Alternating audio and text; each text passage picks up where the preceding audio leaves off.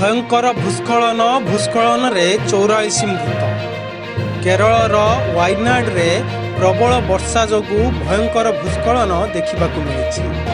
यही भूस्खलन रे 44 रु ऊर्ध्व लोकंकर मृत्यु घटी बेले 100 रु ऊर्ध्व माटी तले चापी होई रहिथिबार आशंका करा जाउछि।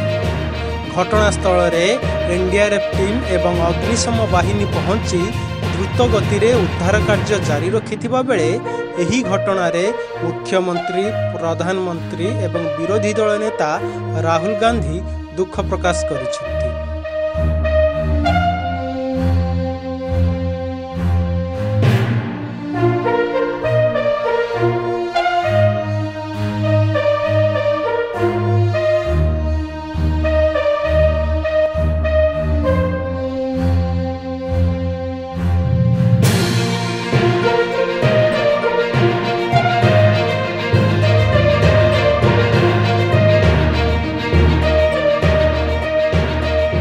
ब्यूरो रिपोर्ट, मो ओडिशा न्यूज।